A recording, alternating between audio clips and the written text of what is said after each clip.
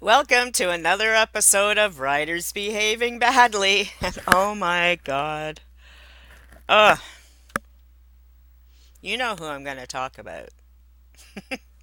Ms. J.K. Rowling. Yes, the Harry Potter queen herself.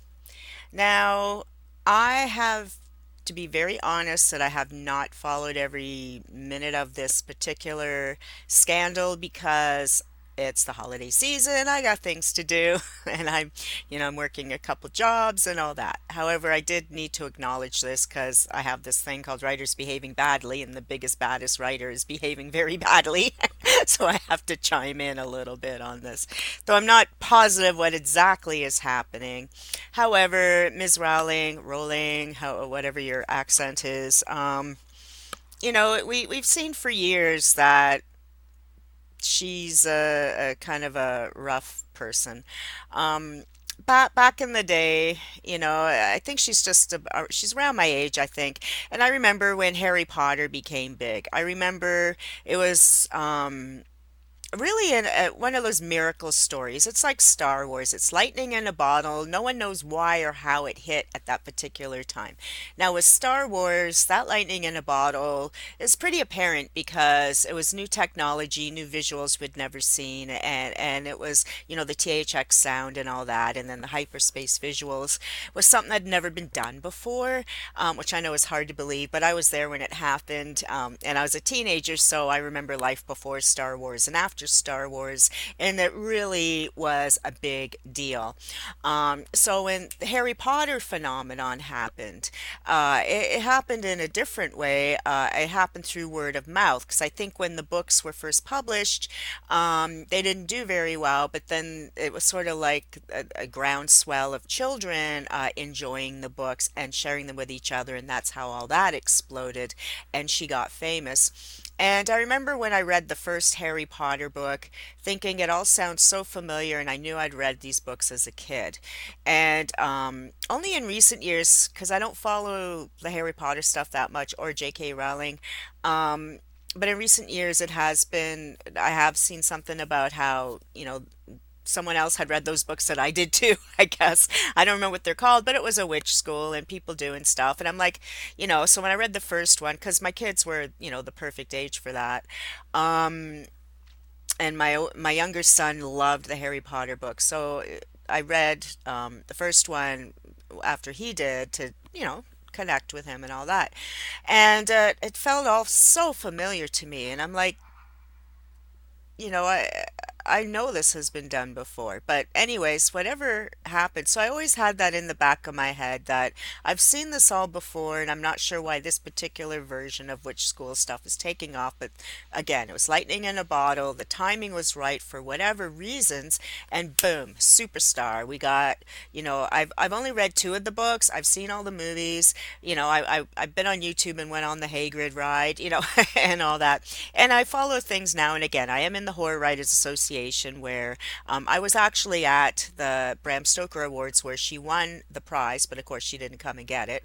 Um, and through the years, I was enamored of her rise to success because she was a single mom, much like I was, and except she was on welfare, which I've never been on welfare, and was writing things, with the stroller in the coffee shop, like all of us do. I can't think of any woman writer who hasn't, or even man, I guess, hasn't sat in a coffee shop on writing in a notebook with a baby screaming beside them. I think we've all been there, those of us who have been writing for our careers.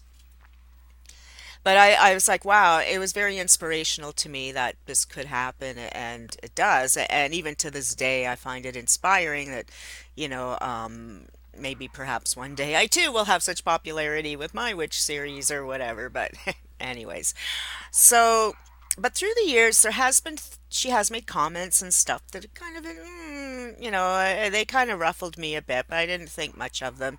And now we have the age of social media. Now we have the age of Twitter and Facebook and instant connections. And so my writers behaving badly, blah, blah to you is be careful what you post, be careful how you post, because the internet is forever.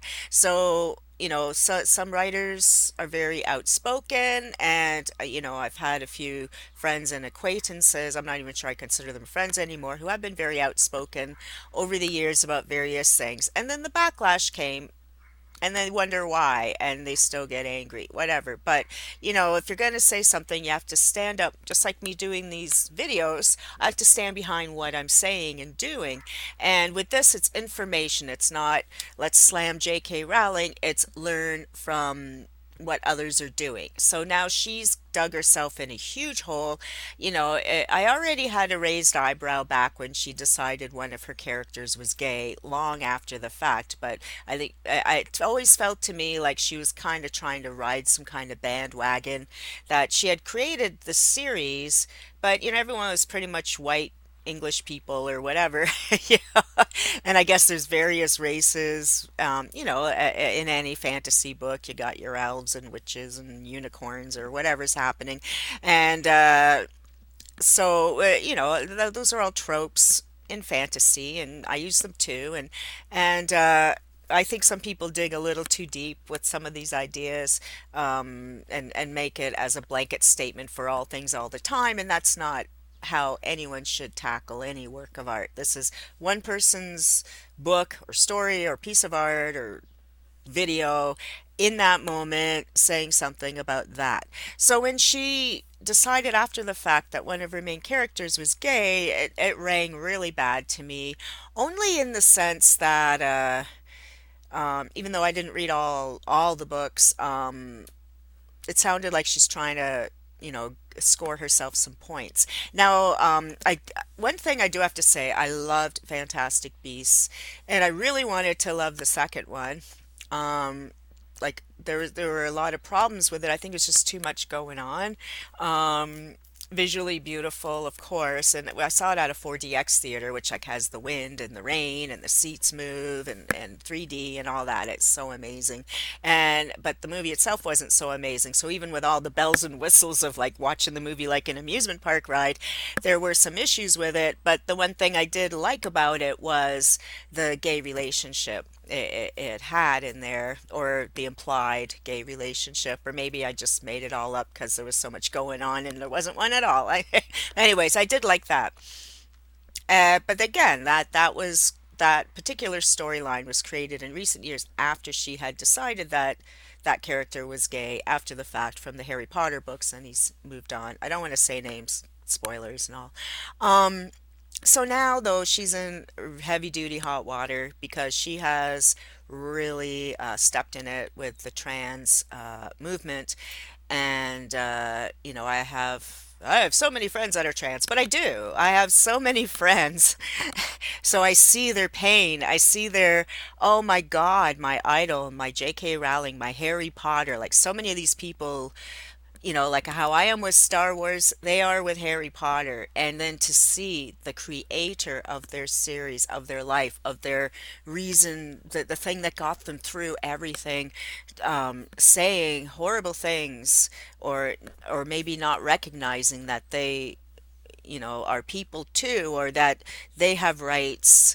Um, it must be devastating. It must absolutely be devastating when someone you love and admire and is your idol and has created these works of art that you've totally immersed in their worlds, to be told that you don't matter, you're insignificant, or you're not even real. That must be horrifically painful. And I wish she had thought of her words before she said them, or maybe she doesn't care because we are all entitled to our own opinions. But when you are a mega superstar like that, and you have changed so many people's lives and have touched so many people with your work, how can you cut out a part of your readership, your fans, your the human race. You know, it's like Clive Barker says, we're all books of blood. Wherever we're open, we're read. Like we are all human beings on this planet. As far as I know, there may be some aliens mixed in with us, but for the most part, maybe J.K. Rowling is one. I don't know. But for the most part, we are all human beings and need to respect each other and respect each other's um, biology, livelihood, gender, choices, love, passion, and all that. Love is love. Love is love. And so don't go hate piling on J.K. Rowling either. But yeah, writers behaving badly is very disappointing. Very disappointing to see that. I feel so bad for all of you fans who now have to make the hard distinction between the art and the artist, because definitely this is one of those cases where that's going to have to happen. Wow, is it ever sunny? It's sunny down here, but not up here. It's coming up over the building. But you really need to um, figure out what you're going to do with this. Are you going to continue to support her? Are you going to separate art from the artist? Does this mean that all the things you loved so much are now not worthy of loving? I don't think so. I think art, and I've said this many times, and I know a lot of people hate me for it, but sometimes we do separate the art from the artist. The woman who is speaking now on Twitter and whatever's been happening, I don't know if she's had more to say or not. Like I said, I haven't done the deep dive. I only noticed because Mark Hamill apologized because I haven't really been online because I'm trying to have a life.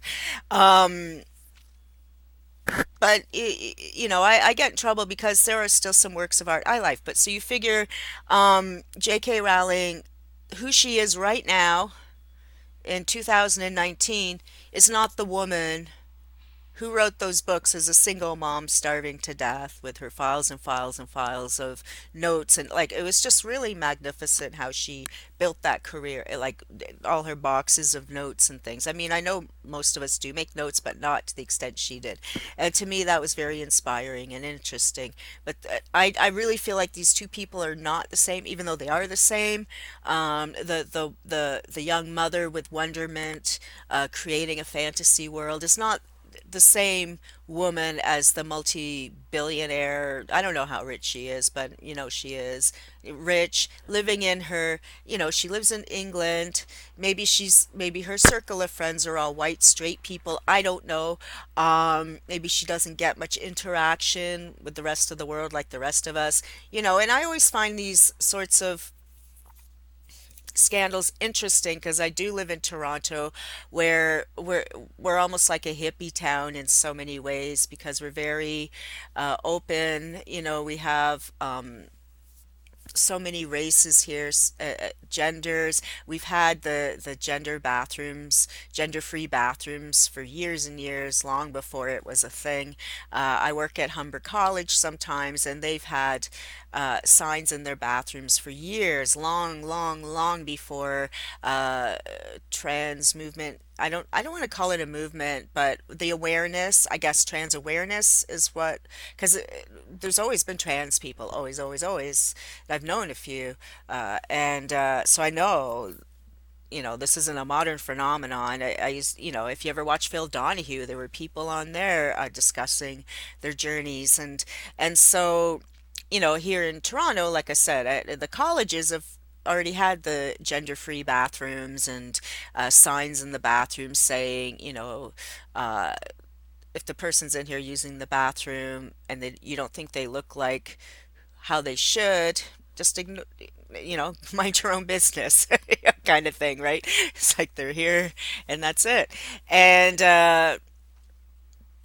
so it's difficult, very difficult to wrap our heads around the fact that this woman who we thought through her work was open and accepting and um, just really open and accepting, is showing throughout the years later that she actually isn't. So in your own head, you must separate the art from the artist, and you can do with that as you will. I don't think you need to go back and burn all your Potter books and paraphernalia and your outfits and stuff. However, moving forward, I would suggest if you are passionate about how she's a jerk, do not give her any more money for anything, for sure. But I don't think, I could be wrong, but just my opinion, because I've done it myself with some other artists who hugely disappointed me, yet their music or their art or whatever, sometimes it gets tainted to me and I don't want anything to do with them. But sometimes the piece of work I love so much still resonates with me, and I just have to not deal with that artist. And of course, much like all of you with your Harry Potter collections, I have them all too. Um, I feel like you don't need to destroy them because you already paid the money to get them. You're not adding anything. Um, your little act of rebellion, maybe it's therapeutic for you, so go ahead if it is. But on the other hand, I don't think you need to be devastated to think, oh no, my mind is tainted because I read these Harry Potter books and now J.K. Rowling's a jerk too. You know? So we all have to do our own kind of sorting through of what this means, how we're going to take a stand, how we're going to move forward from these crushing revelations of this woman, which to me we're not. It isn't that surprising that she said the things that she has over the past weekend. And I haven't, like I said, I haven't done a deep dive yet, but just a couple things. When I saw the Mark Hamill apology, I went, yeah, that sounds like her, because but I'm in Canada, like I said, in Toronto, we have different attitudes here. I mean, there's still racist assholes and homophobics, and they're everywhere, absolutely. But the city in general is more accepting, I think, most of the time. Although you do hear terrible things. I don't know. These are such tricky topics. It's very hard um, to speak about these things publicly. Uh, without people jumping down your throat saying, "Oh, why'd you say this? Why'd you say that?" Um, as someone who, for me, I'm talking about now because I think everyone should be who their authentic self is, and whatever that means to you, that's who you are. So J.K. Rowling, I guess, is being her authentic self, but do we want to hang around with that sort of person?